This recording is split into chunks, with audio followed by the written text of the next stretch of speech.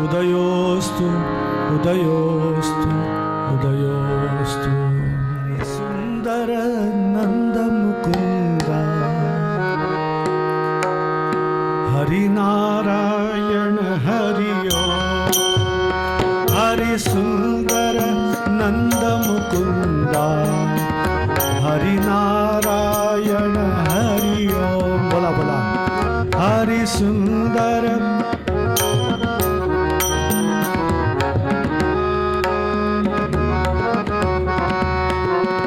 हरि सुंदर नंद मुकुंद हरि नारायण हरि ओम। बोला हरि सुंदर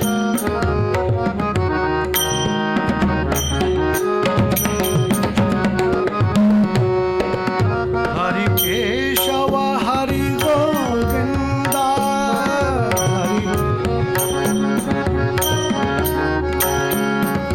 हरि केशव हरि गोविंद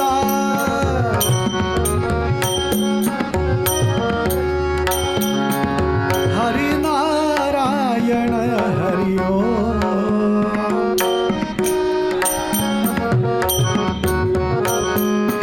हरि नारायण हरि ओम।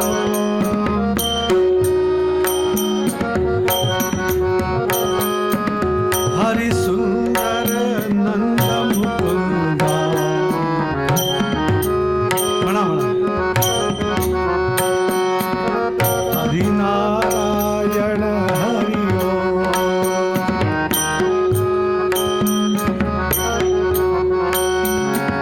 वनमाली मुरली धारी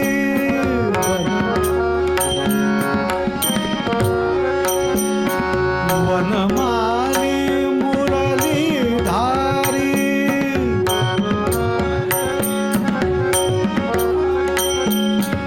गोवर्धन गिरिवरधारी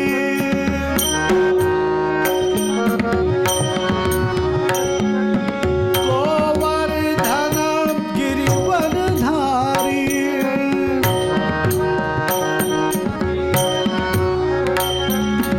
नित नित कर माखन चोरी नित नित नित कर माखन चोरी।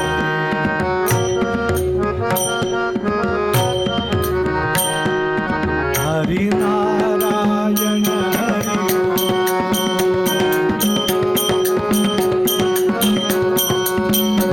हरि सुंदर नंद मुकुंद बोला बोला हरि नारायण हरि ओम।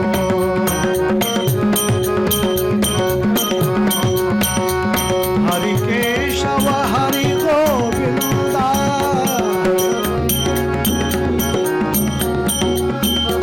हरि केशव हरि गोविंद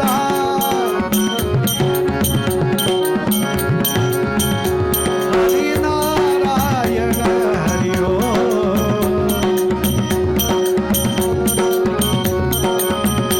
हरि सुंदर नंद मुकुंद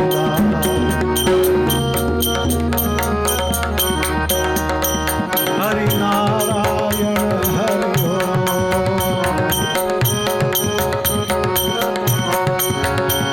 वनमाली मुरली धारी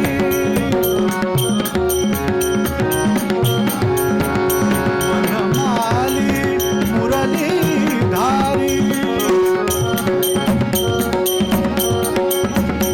गोवर्धन गिरिवरधारी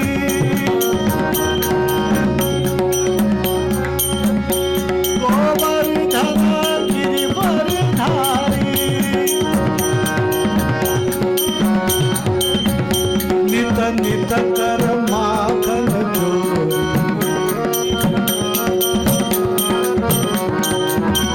नित नित कर माखन चोरी।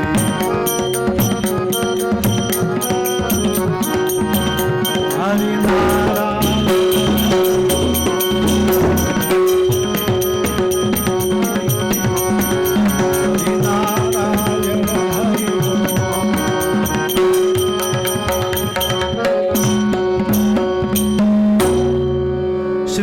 जगदम्ब उदयोस्तु उदयोस्तु उदयोस्तु उदयोस्तु यजमानस्य संकल्पित मनोरथा सफला सन्तु। श्रीराम जय राम जय जय राम।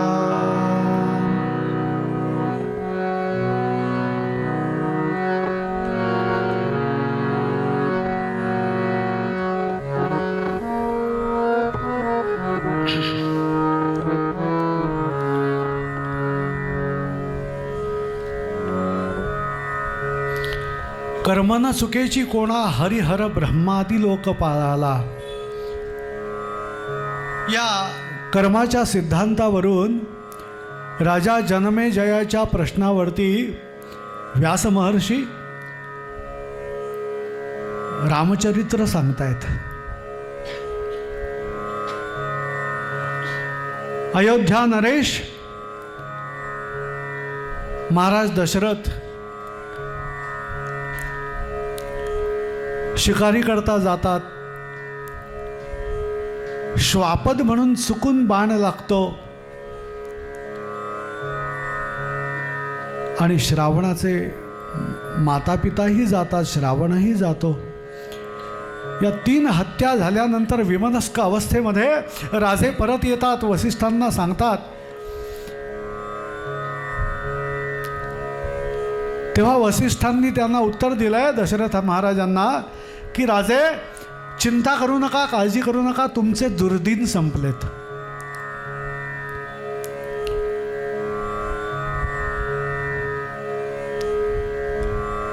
आणि त्या पुत्र कामेष्टी यज्ञामधून साक्षात अग्निनारायण प्रसाद रूपी पायसाने भरलेली ती सुवर्ण थाली यांच्या हातात देतात।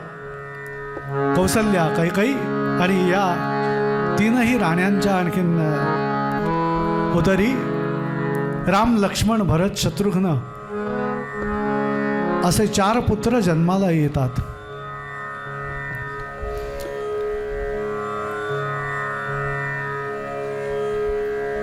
दशरथ नृप सदनी राम प्रगटेल आता।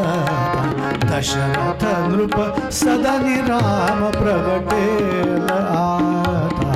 दशरथ नृप सदनी राम प्रगटेल आता। दशरथ नृप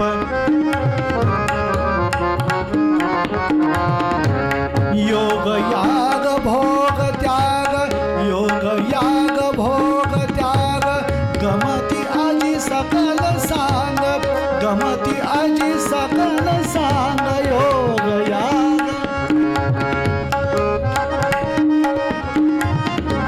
जनन मरण हरण सर्व हरिल सर्व चिंता। जनन मरण हरण सर्व हरिल सर्व चिंता। दशरथ नृप सदनी राम प्रगटेल आता। दशरथ नृप सदनी राम, सदनी राम, सदनी राम। श्री राजाधिराज रामचंद्र महाराज की जय। सज्जन हो, प्रभूंचा जन्म झाला, आनंदाचं काय वर्णन करावं। आणि त्यानंतर मग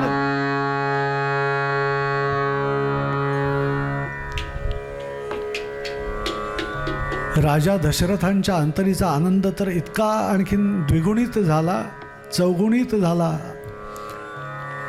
सगळं काही उत्तम सुरू असतानाच आदिशक्ती जगन्मातेने जिची बुद्धी फिरवली,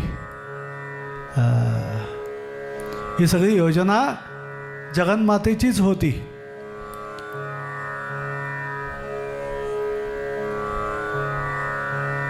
पाहिला गेलं तर ज्यांचं नाम तारक आहे अशा रामांच्या वरती बुधकौशिकांनी वर्णन केलंय। राम कसे आहेत तर आपदामपहर्तारं दातारं सर्वसंपदा लोकाभिरामं श्रीरामं भूयो भूयो नमाम्यहम्। चरितं रघुनाथस्य शतकोटी प्रविस्तरम एकैकमक्षरम पुंसाम महापातकनाशनम. आचरणीय चरित्र, एकपत्नी, एकवचनी, एकबाणी, मर्यादा पुरुषोत्तम असा असलेला राम. बरं, कुडमुड्या ज्योतिषांनी मुहूर्त नव्हता काढला राज्याभिषेकाचा, पण तरी सुद्धा असं आहे, कर्मगती टारेही न टरे असं म्हटलंय कवींनी.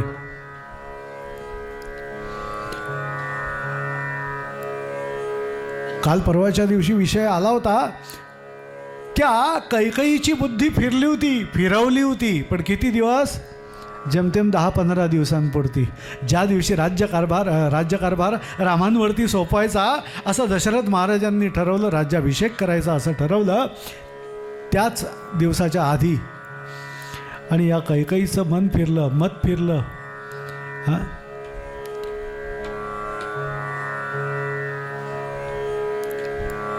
आणि तिने मागणं केलं, 2 वर आपण मला दिलेले आहात, जेव्हा केव्हा पाहिजे तेव्हा मागून घे असं सांगितलं, तेव्हा आता एकच करा. त्या 2ही वरांचा मी इथे उपयोग करून घेते. आणि आपण दिलेला वचन, दिलेला वर मोडू शकत नाही.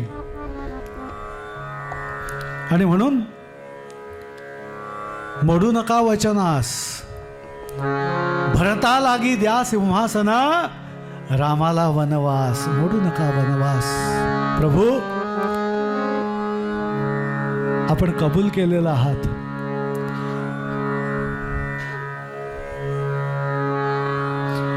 आणि रघुकुल रीत चली कहती चली आई, प्राण जाये पर वचन न जाए. सूर्यवंश थोर आहे आणि त्या वंशातले आपण राजे आहात. मला वचन दिलात, आपण आपलं वचन पाळा. एकच करा, माझ्या मुलाला भरताला राज्यकारभार सोपवा आणि रामांना वनवासाला पाठवा.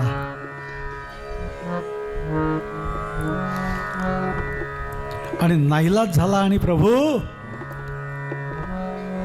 आले देवाजीच्या मनात, येथे कुणाचे साले ना. निघालेत. जणू काही अयोध्येवरती कुऱ्हाड कोसळावी अशी आणखीन प्रजाजनांची अवस्था आहे. कारण ज्याला त्याला राम हवाय, ज्याला त्याला रामप्रेम हवाय, ज्याला त्याला रामच राजा हवाय, अशी सगळी एकूण परिस्थिती असताना राजे राम निघालेत. आणि भरताला आता सिंहासनावरती बसायला संधी मिळणार अशा आणखीन आनंदामध्ये कैकई माता आहे. पण तोच भरत, ज्याचं आपल्या भ्रात्यावरती रामांवरती इतकं प्रेम आहे, अतोनात प्रेम करणारा आणखीन भरत आहे. त्या भरताने सांगितलं, छे छे छे छे छे छे आई कैकई माते, अजिबात नाही. जर माझा भ्राता जर का आणखी त्या ठिकाणी वल्कल परिधान करून वनवासात राहणार असेल तर मला ते राजोपभोग नको आहेत. मी त्याचा स्वीकार करणार नाही कदापिही. जोपर्यंत या राज्यात राम येत नाहीत तोपर्यंत मलाही राम दिसत नाही या राज्यामध्ये. आणि शेवट निर्जीव पादुका त्या अयोध्येच्या राजसिंहासनावरती आणखीन ठेवलेत. कारण का?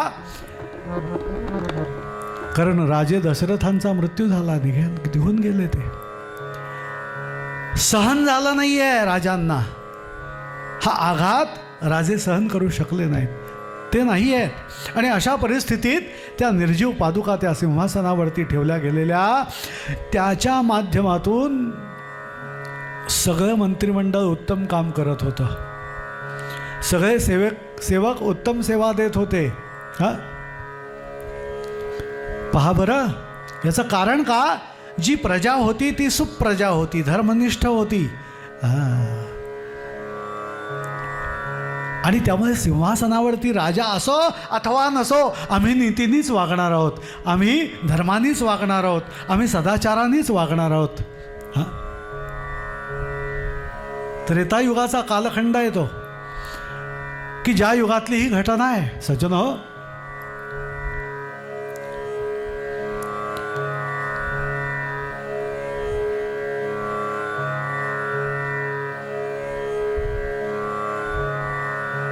नाशिकजवळ पंचवटीमध्ये यांचा आणखीन मुक्काम असताना त्या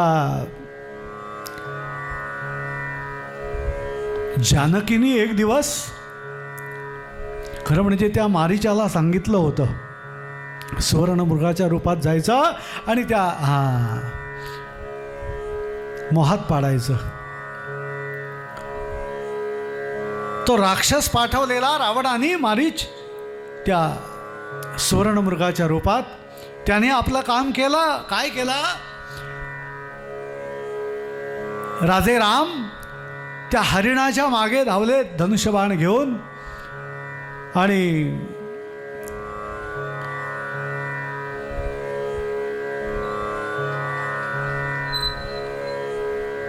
खोटा आवाज काढला मनुष्य प्राण्यासारखा की लक्ष्मणा धाव, लक्ष्मणा धाव.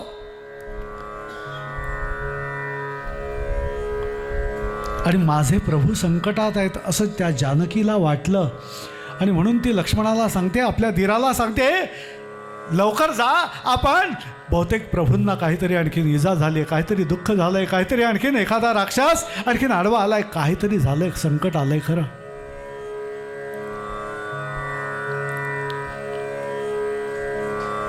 काय संकट आलंय कळत नाही, पण आपण लवकर जा, थांबू नका. लक्ष्मणाला खात्री आहे रामांच्या वरती संकट आलं तर राम ते पडतावून लावायला अधिकारी आहेत. कारण ते साक्षात विष्णूंचा अवतार आहे. स्वतःचं रक्षण करायला राम स्वतः समर्थ आहेत.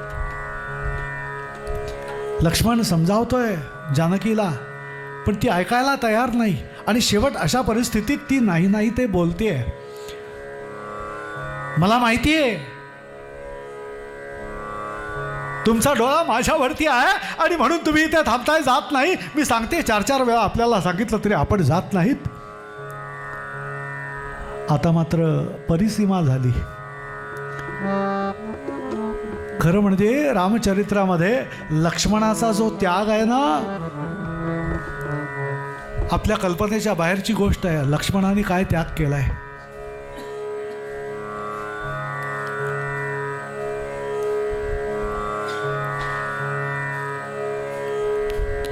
नाईलाज झाला म्हणून लक्ष्मण निघून गेला आणि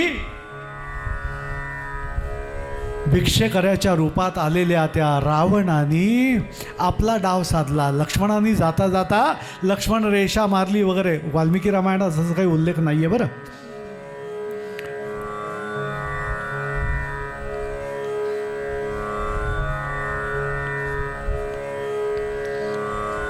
व्यास महर्षी सांगतायत, राजा अरे प्रबळ अशा दैव योगामुळे त्याला पाहून जानकीने रामाजवळ हट्ट धरला आणि त्या हरिणाला मारून आणण्याचं आणखीन कातड वगैरे वगैरे राम निघून गेलेत. आणि काय झालं, दैव किती बलवान असतं ते पहा. दैवाच्या रेट्यामुळे ती जानकी अत्यंत सरळ स्वभावी असतानाही रडत रडत लक्ष्मणाला कठोर शब्दात बोलतेय, भावजी मला ठाऊक आहे तुमचा माझ्यावर डोळा आहे आणि याचसाठी भरताने तुम्हाला आमच्याबरोबर पाठविले आहे. पण तुम्ही लक्षात ठेवा की मी कुणी कुलटा स्त्रियांसारखी नाही. रामाचे जरी काही बरे वाईट झाले तरी मी कामेच्छेने अज्ञपती स्वीकारणार नाही. जानकीच्या मुखातले शब्द आहेत. आणि अशा अवस्थेमध्ये खरंच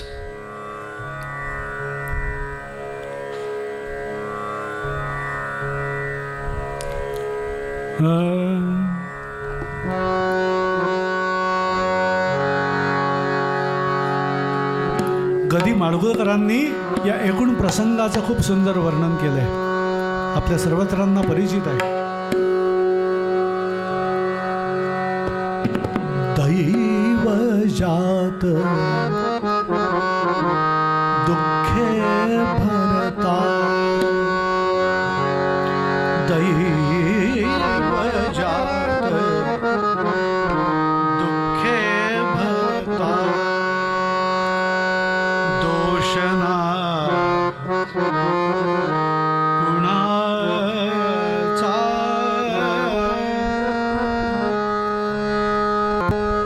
पराधीन आहे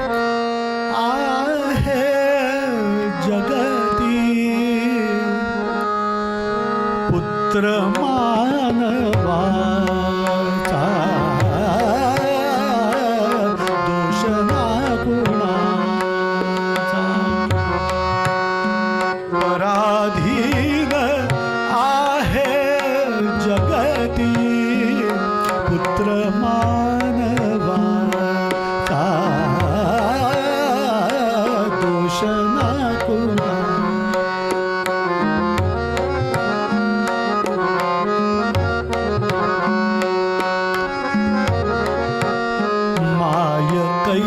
कैना दोषी नसे दोषितात, राज्य त्याग कानन यात्रा असेच कर्म जा. खेळ चाललासे माझ्या पूर्व संचिताचा, पराधीन आहे जगती पुत्र मानवाचा दोष ना कुणाचा.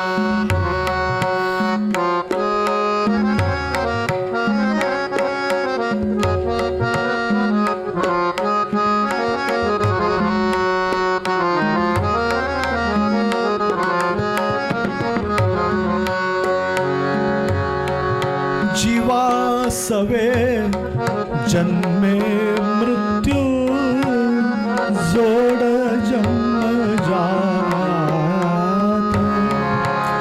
दिसे भासते ते सारे विश्वनाशी. काय शोक करिसी वेड्या स्वप्तीच्या फळाचा, पराधीन आहे जगती पुत्र मानवाचा दोष ना कुणाचा.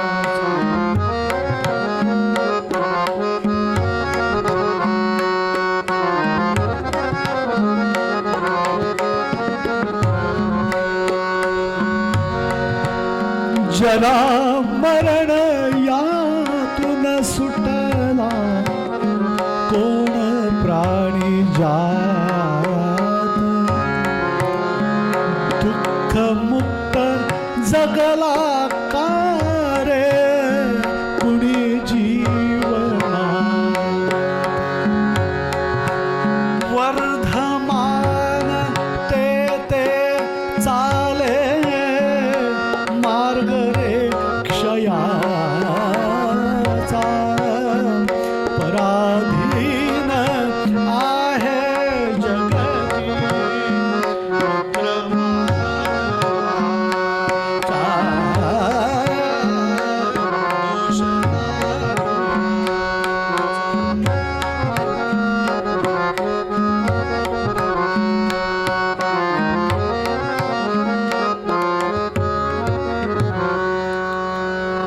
जरा मरण या तुम्ही. हो हो हो हो हो, कवी गदिमा वर्णन करतायत आणि तेच तर सगळं दुःख आहे. त्या जानकीची समजूत घातली पण जानकी ऐकत नाहीये आणि म्हणून नाईलाज झालेला लक्ष्मण असं हृदयाला घरं पडणारं भाषण ऐकल्यानंतर मला सांगा कोण थांबेल. केवळ भ्रातृप्रेमापोटी थांबलेला तो लक्ष्मण जानकीच्या संरक्षणासाठी माझ्या दादानी मला इकडे थांबवलंय आणि थांबणं माझं कर्तव्य आहे असा उराशी आणखीन तो हेतू बाळगून वहिनींचं संरक्षण करायचं या न्यायाने थांबलेला तो लक्ष्मण इतके बोल ऐकले हृदयाला लागले आणि नाईलाज म्हणून निघून गेलाय. आणि तो निघून गेल्याबरोबर अगर हे कमललोचने माई भिक्षा माई भिक्षा म्हणून करत पुकारा करत आलेला रावण अशी रूपसुंदर आणखीन तू या ठिकाणी या जंगलात कशी काय राहतेस? हा, राजाची राणी म्हणून राहिली असतीस, इकडे काय करतेस असं विचारतोय रावण.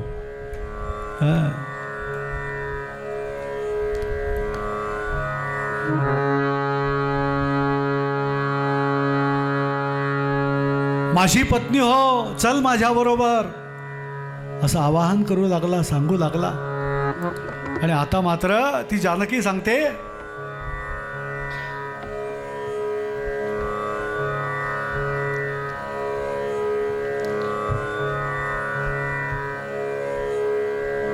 जे अजिबात शक्य नाही ते तुम्ही मला सांगताय.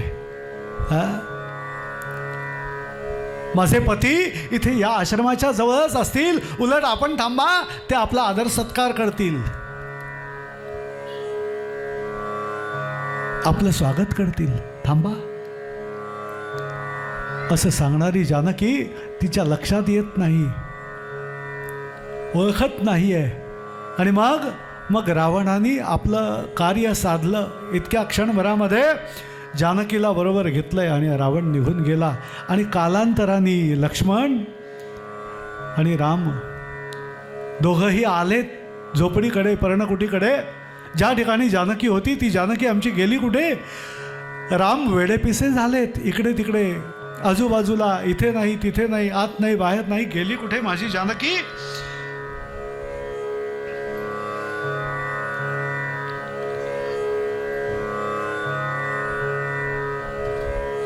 शोध सुरू झाला, पण जानकी कसली सापडते हो? जटायूचे पंख छाटून गेलेला तो रावण जाता जाता वाटेत त्या अहिल्याचाही उद्धार केला रामांनी.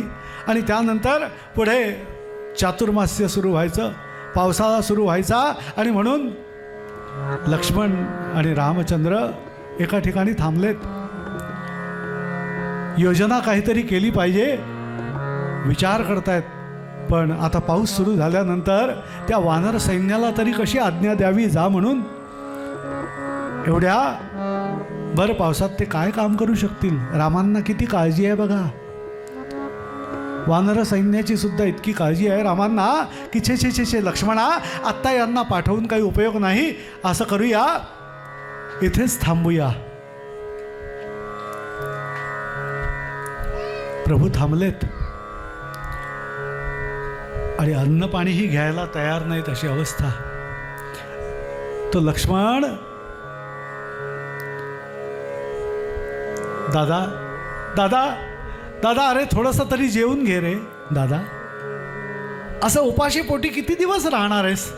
हा, आणि ज्याला कार्य करायचं आहे, ज्याला देह टिकवायचा आहे, त्याला असं उपाशी राहून कसं चालेल बरं? हा, असं तो लक्ष्मण समजूत घालतोय. आणि असा उल्लेख आहे की एक वेळ अशी आली की शेवट लक्ष्मणानेच आणखीन भात शिजवलाय आणि रामांच्या मुखात घास दिलाय, 1 दिलाय, 2 दिलाय, असं चालू आहे. रामा, असं नका करू हो, 4 घास तरी खा बरं. हा,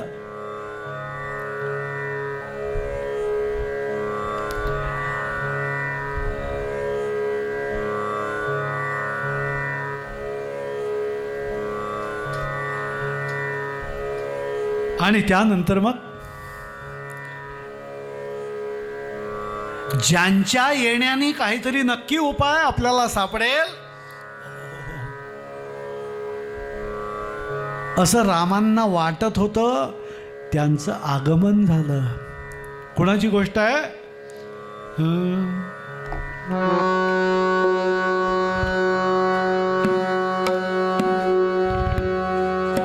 महर्षी आलेत, नारद महर्षी आलेत. खांद्यावरती विणा घेतलेली. पावना वामना यामना, पावना वामना यामना, पावना वामना यामना.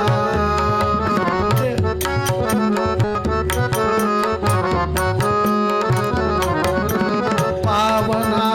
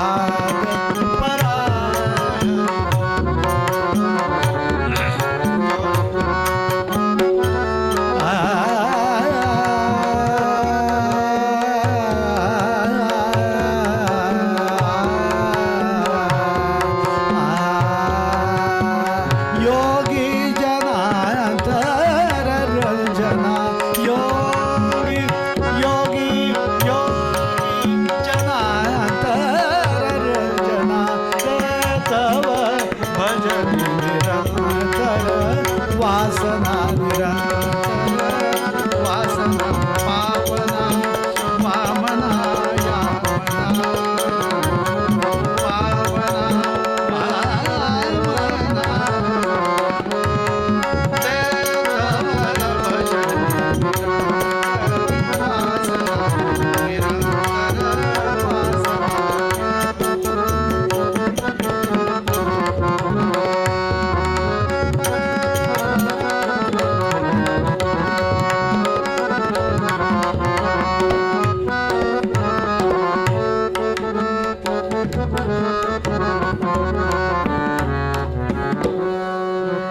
नारदांचं आगमन झालं. या बसा, स्वागत केलं. आहाहा. काय नारदांची ती मूर्ती वर्णन करावी. उत्तम असं एक जानवं गळ्यात अडकवलेलं आहे, हातात टाळ चिपळ्या घेतलेल्या आहेत आणि भगवंताचं नामस्मरण करीत करीत करीत करीत स्वारी आली आहे. बसायला आसन दिलं आणि त्यानंतर मग या रामचंद्रांना वाटलं आता आपलं काम नक्की होणार.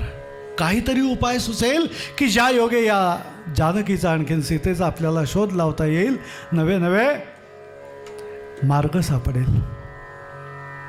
आणि मग नारदांनी अर्थातच उपाय सुचवलाय. सज्जन हो, महर्षी म्हणाले, रामा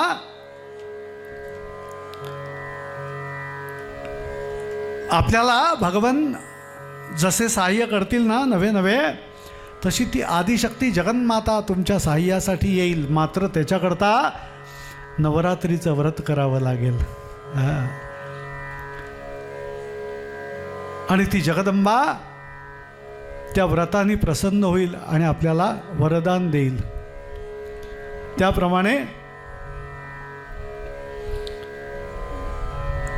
रामांनी नवरात्रीचं व्रत केलं आहे, जगदंबेची प्रार्थना केली आहे, तिचे कृपाशीर्वाद घेतले. आणि जी यांना वरदात्री झाली, कोणाला? रामांना. म्हणून तिचं नामाविधान झालं राम वरदायिनी, अशी जगन्माता आदिशक्ती. आणि त्यानंतर मग रावणावरती चढाई केली आहे. सेतू बांधला आहे उत्तमपैकी. कशाकरता? वानर सैन्य जायचं होतं म्हणून. कथा आपल्याला परिचित आहे, वेगळी नाही अशातली गोष्ट नाही आहे. पण आदिशक्ती जगन्मातेने आणखीन त्या ठिकाणी सहाय्य केलं सज्जन हो. आणि ज्या सीतेचं हरण झालं होतं,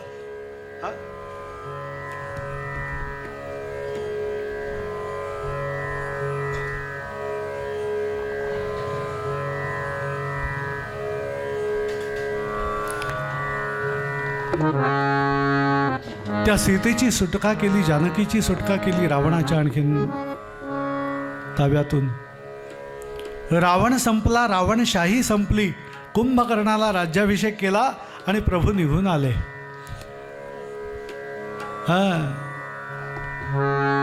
अन्य कुठचा राजा असता रामाच्या जागी तर त्यांनी तेही राज्य घेऊ शकला असता, कठीण नव्हतं. पण रामांनी स्वतःकडे ते राज्य ठेवलं नाही, घेतलं नाही. उलट ते राज्य विभीषणाला राज्य दिलं आणि राम निघून आलेत पुष्पक विमानामध्ये बसून. त्याही प्रसंगाचं वर्णन कवींनी एका ठिकाणी केलंय, ऐकूया. आले राम प्रभू आले राम प्रभू आले राम प्रभू.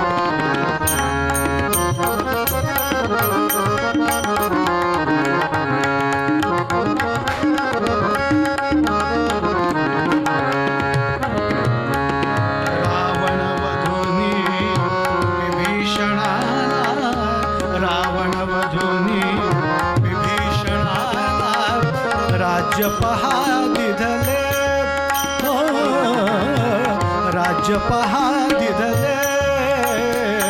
आले राम प्रभू आले राम.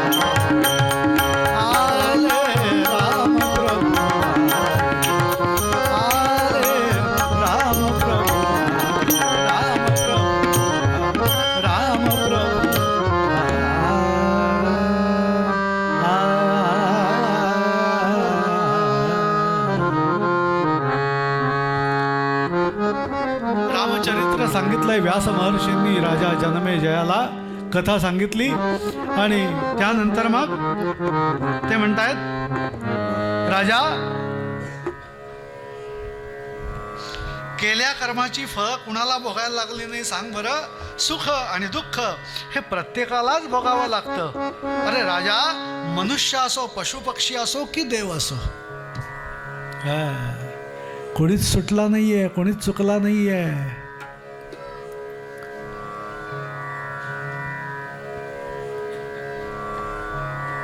म्हणून कर्म करताना खूप वेळा विचार करावा लागतो.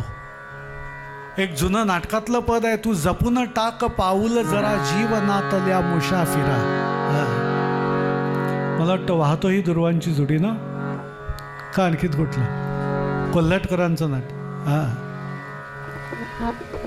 सांगायचंही काय, पाऊल टाकताना आपण 4 वेळा विचार करावा, कर्म करताना 4 वेळा विचार करावा, पण केल्यानंतर ते पाऊल टाकल्यानंतर पाय मागे नाही घेता येत. म्हणून व्यास महर्षी पुन्हा पुन्हा पुन्हा पुन्हा कर्माची फळं कशी असतात याच्याबद्दल दाखले देऊन देऊन देऊन देऊन आणखीन ते कर्म कसं उत्तम करावं याबद्दल मार्गदर्शन करतायत. म्हणून समर्थांची ओवी आहे की येथ कर्माचा प्रसंग कर्म केले पाहिजे यथा सांग. येथ कर्माचा प्रसंग कर्म केले पाहिजे यथा सांग. जराही पडले व्यंग तरीच प्रत्यवाय घडे.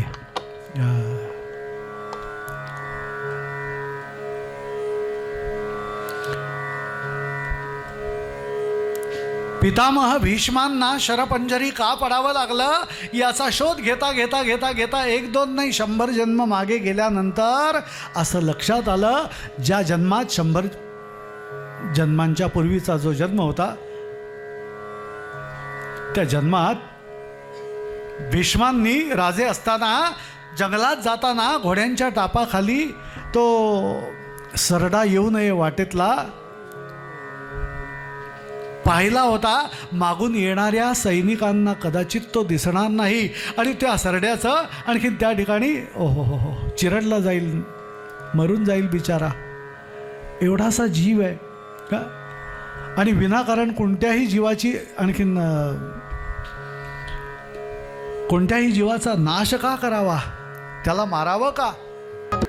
आपल्या लक्षात आलंय, सैनिकांच्या लक्षात नाही आलं तर बिचारा तो मरून जाईल, जीवानिशी जाईल. आणि म्हणून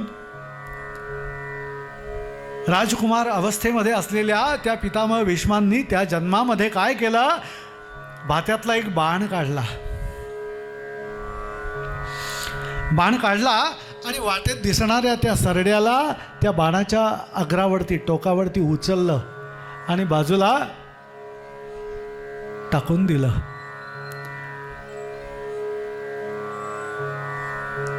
करायला गेलो पुण्य पण झालं पाप, अशी झाली अवस्था भीष्मांची त्या जन्मात. काय घडलं, ज्या सरड्याला यांनी उचलून बाजूला टाकलं सुरक्षित राहण्यासाठी म्हणून, तो सरडा तिथून जो उचलून यांनी टाकला तो करवंदीच्या झाळकटीवरती पडला आणि त्याला जे काटे बोचले, जे रुतले त्याच्या शरीराला, त्या कर्माचा परिणाम 100 वर्षांनंतर पितामहांना भोगायला लागला. शरपंजरी पडावं लागलं.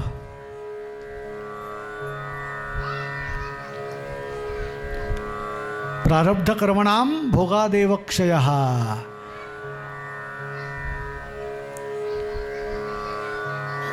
असे दाखले आहेत या पुराणांतरी. अनेक काही ऋषी असे होते की ज्यांना विषयांची इच्छा नव्हती, काम नकोसा वाटत होता, क्रोध नकोसा वाटत होता, त्यांनी या ना त्या माध्यमातून तो काम संपवून टाकला लवकर. तो क्रोध संपवून टाकला. कशा करता, त्याच्यामधून आपल्याला त्या कर्माच्या परिणामामधून उद्या पुढे त्या कर्माचे जे काही परिणाम असतील, देह मिळेल, पुन्हा यावं लागेल, पुन्हा जावं लागेल, पुनरपि जननम पुनरपि मरणम. या चक्रातून सुटका पाहिजे, मुक्ती पाहिजे, मोक्ष पाहिजे. आणि म्हणून असेही काही तपस्वी ऋषी होते की जी अशी कर्म करायला स्वतः तयार नसत आणि मग यानं त्या माध्यमातून ते कर्म याच्यातून या जन्मातून लवकर भोगल्यासारखं करायचं आणि मोकळं व्हायचं.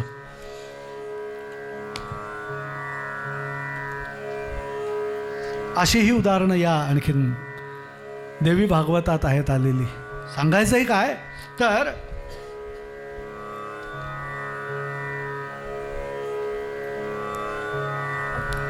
कर्माची आणखीन गती खूप वेगळी आहे. महर्षी सांगतायत पुन्हा पुन्हा राजा जनमे जयाला की खरंच रामावतार झाला तेव्हा त्याला सहाय्य करण्यासाठी वानर देहात आणि कृष्णावतार झाला त्यावेळेला गवळ्यांच्या आणि यादवांच्या देहात देवांना सुद्धा जन्म घ्यावा लागलाय. आणि त्या पाठोपाठ त्यांनी कृष्णावताराचं थोडक्यात वर्णन केलं.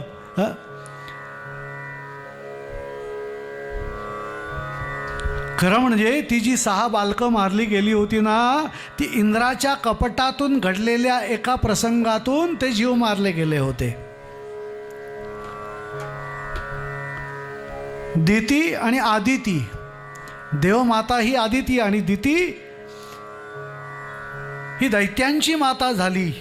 आणि त्याच्यातून त्या दितीला ज्यावेळेला आणखीन असे त्या दितीच्या उदरी ज्यावेळेला गर्भ राहिला होता ना, त्यावेळेला या आदितीला अशी भीती वाटली आणि म्हणून तिने काय केलं, तिने कारस्थान केलं असा उल्लेख आहे. अजून ती कथा यायची आहे पुढे, पण विषय आलाय म्हणून मी आपल्याला कृष्णावताराच्या निमित्ताने हे सांगून पुढे जातोय.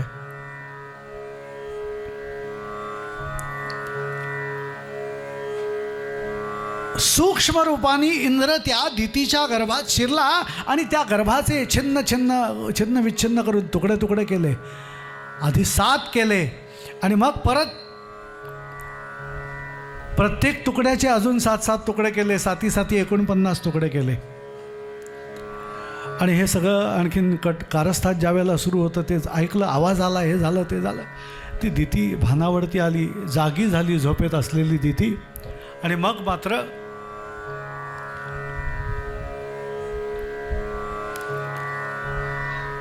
सांगायचं तात्पर्य हे आहे, कर्माचे परिणाम भोगावेच लागतात. भगवान गोपालकृष्णांचा जन्म झाला पाहायला गेलं तर साक्षात भगवान महाविष्णूंनी घेतलेला स्वतंत्र अवतार आणि ज्याला पूर्णावतार असा उल्लेख केला जातो, ज्याचा तो अवतारसुद्धा भगवंताला त्या वसुदेव देवकीच्या उदरी बंदिशालेमध्ये जन्म घ्यावा लागला. काय कर्म आहे, काय कर्माचे परिणाम आहेत.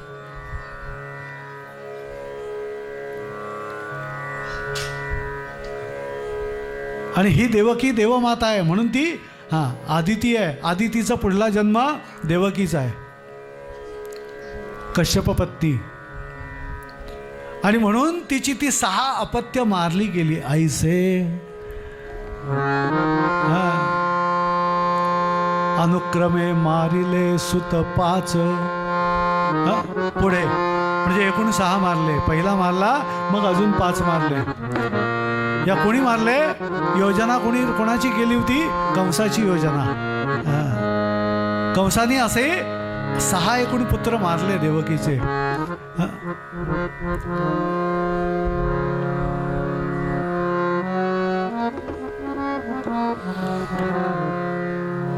7वा जिराल्याचा कावा केला आणि त्यानंतर मग ओहो हो हो.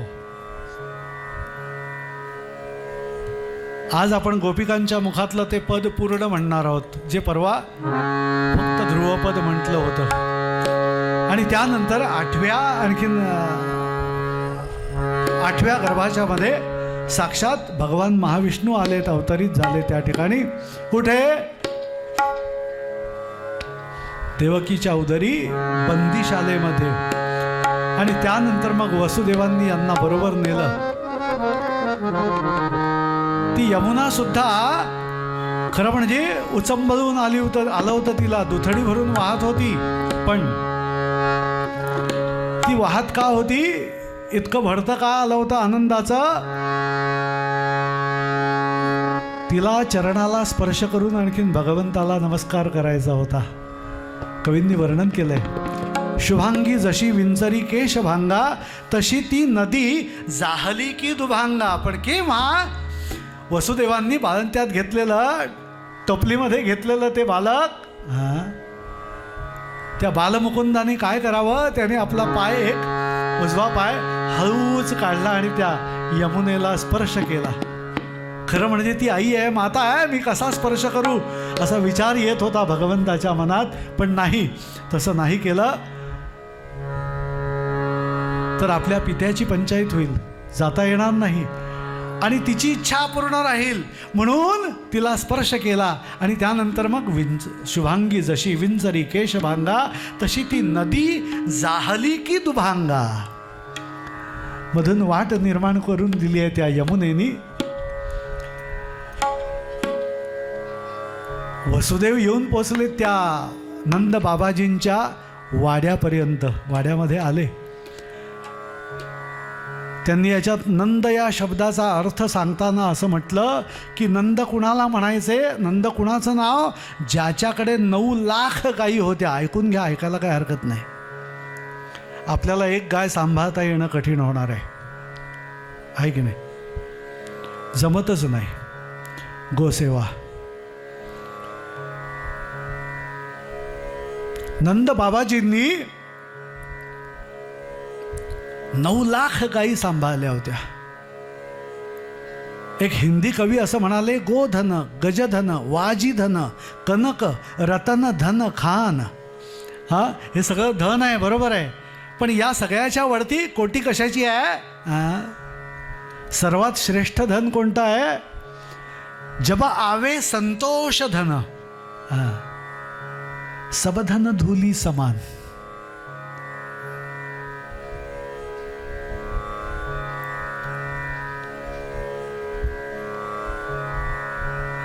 तुकडोजी महाराजांचं पदही आपल्याला माहिती आहे. आज नाही म्हणणार आहे.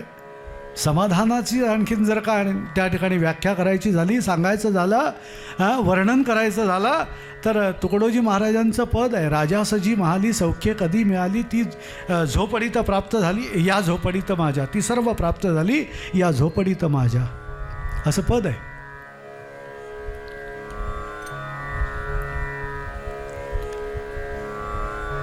म्हणून समर्थही म्हणाले की समाधान कशातून मिळेल तर समाधान ते सज्जनाचे नियोगे. ज्यांच्या संगतीत नुसतं राहिलं, ज्यांचं दर्शन नुसतं झालं, ज्यांच्या संगतीत नुसतं राहिलं आणि ज्यांचं तत्वज्ञान कानावरती पडलं, विचार कानावरती पडले, तर आमूलाग्र बदल होतो मनुष्य देहामध्ये. नुसता विचार ऐकला तरी. पण संत म्हणजे कसे? आडनावाचे संत नव्हे. आडनावाचे संत वेगळे, दिसायला संत नव्हे, ते पण वेगळे. ऊपर खूप बने अंदर की बात राम जाने, असले संत नाही. म्हणून संत ओळखायचे कसे? ये तापम शमयंती. ज्यांच्या बरोबर राहिल्यानंतर, ज्यांच्या संगतीत राहिल्यानंतर, ज्यांचे विचार ऐकल्यानंतर खरोखर ताप नाहीसे होतात. He is called Sant, Saint. त्यांना संत म्हणता येईल. अर्वाचीन काळातलं एक पद आहे, संतांचा हा संग विहविय, संतांचा हा संग लिहविय, स्वये पांडुरंग भजनात दंग, स्वये पांडुरंग भजनात दंग.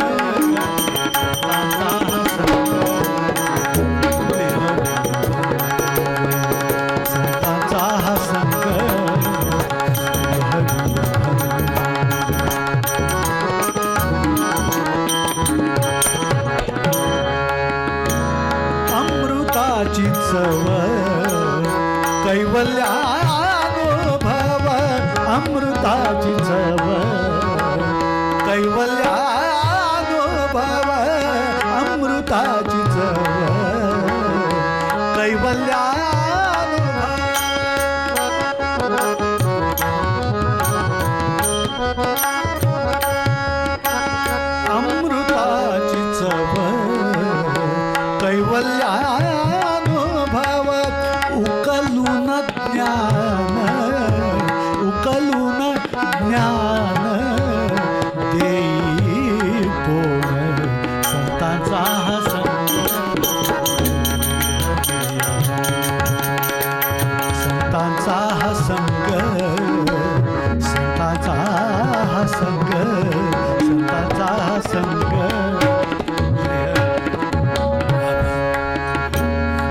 जसा जीवा श्वास चंद्र चकोरास, जसा जीवा श्वास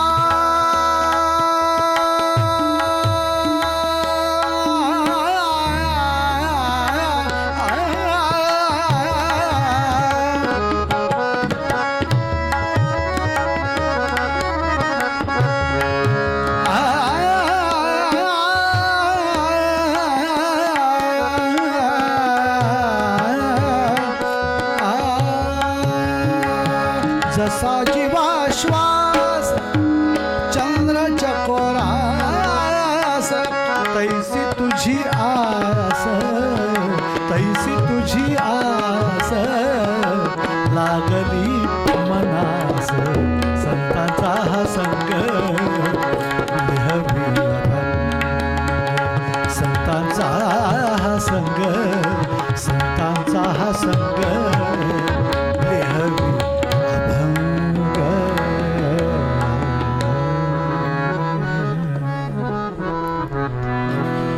उकलून ज्ञान देई कोण? अरे संतांच्या पलीकडे कोण देणार? ऋषी मुनी हे संत आहेत, साधू आहेत, सत्पुरुष आहेत. म्हणून ते व्यास महर्षी सांगतायत, राजा अरे कर्माचे परिणाम काय सांगू? जन्मेजया अपत्य उगाच नाही मारली. कुठच्या तरी कर्माचा परिणाम या नाही त्या, मागच्या नाही पुढल्या कुठल्या तरी जन्माचा परिणाम भोगावाच लागतो. आणि प्रारब्ध कर्माचे भोग भोगल्या वाचून संपतही नाहीत. आणि कर्माचे भोग देताना जी भगवंताची व्यवस्था आहे ना, ती भ्रष्टाचार करत नाही. भ्रष्टाचार सगळा कलियुगात, तो सुद्धा कुठे? मृत्यूलोकात, देवलोकात नाही आहे. अमुक एक कर्म तुम्ही उजेडात करा का अंधारात करा, परंतु त्याचे परिणाम जे आहेत ते तुम्हाला भोगावेच लागणार आहेत. No substitute. कलौ तू केवलम करता, मी केलं मी भोगायचं, हा युगाचा नियम आहे. माझी पत्नी किती प्रेमाची असली तरी माझी कर्माचे जे काही भोग आहेत ते ती नाही भोगू शकत. माझा एखादा भाऊ जरी माझा प्रेमळ असला, जीवापाड प्रेम करत असला तरी तो नाही माझं कर्म घेऊ शकत. परिणाम माझे मलाच भोगायला लागतात. हा कर्मविपाकाचा सिद्धांत आहे.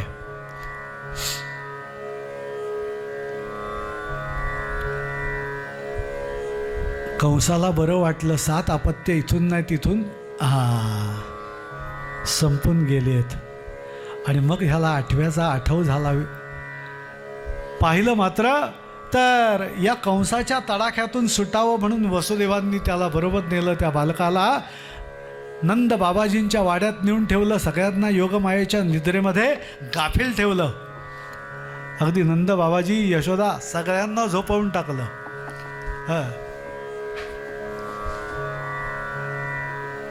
नाही का प्रवचनात एखाद्याला श्रोत्याला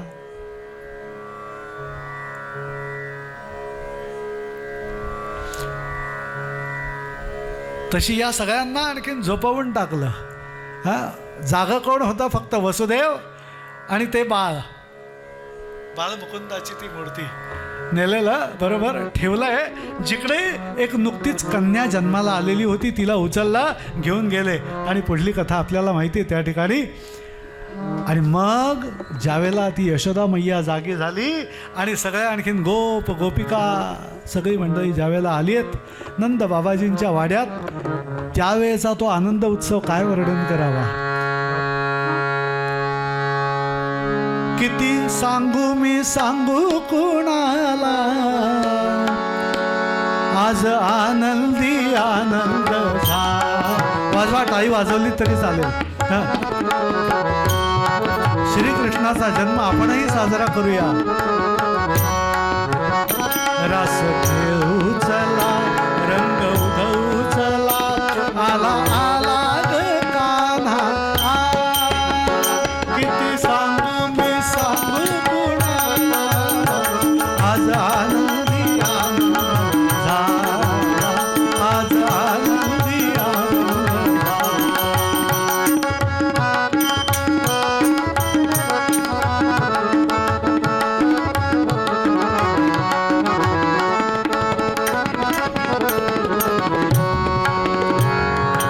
अष्टमीच्या रात्री ग यमुनेच्या काठी गोकुळ अवतरले.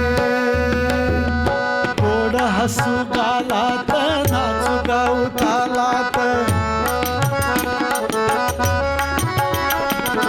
अष्टमीच्या रात्री ग यमुनेच्या काठी गोकुळ अवतरले. गोड हसू गालात नाचू गाऊ तालात. पैजण थरथरले. कान्हा दिसतो उठून गोपी आल्या नटून. कान्हा दिसतो उठून गोपी आल्या नटून. तिचा शृंगार केला आज आनंदी आनंदी झाला. आज आनंदी